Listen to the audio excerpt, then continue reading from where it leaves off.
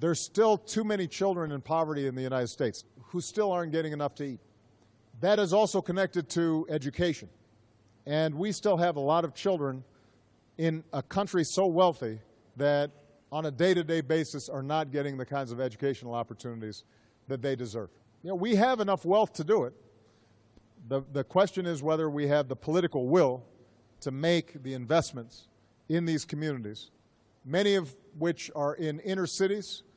Oftentimes they are poor African American or Latino who are still held back historically by discrimination. Because we're such a big country, we haven't always had to know about other parts of the world. If you're in the United States, sometimes you can feel lazy and think, you know, we're so big, we don't have to really know anything about other people. I think he cares about some real, legitimate issues that have to be talked about.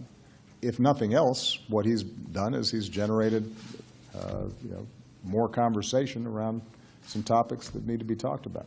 You know, we've had to deal with racism or conflict between races, ethnic groups, new immigrants. Also, America's not perfect. Look, it still has racial discrimination and it still has its own problems. It should worry about its own problems. And I agree with that in the sense that we definitely do still have problems we have to work on. We still have discrimination. We still have situations where women are not treated equally. We didn't think through all the implications of what we did. You know, when you see the dropping of cluster bombs, trying to figure out how that was going to be effective, particularly since part of the job was to win over hearts and minds.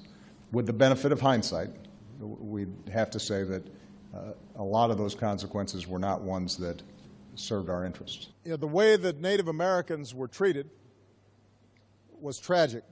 We're a nation that was founded on the belief in the dignity of every human being.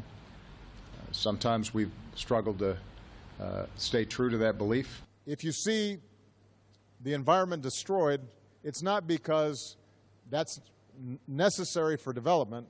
It's usually because we're being lazy. Look, the United States is still learning how to do this, and we've been at it a long time. But we used to have terrible pollution everywhere. Now, given our history here, I believe that the United States has a moral obligation to help Laos heal.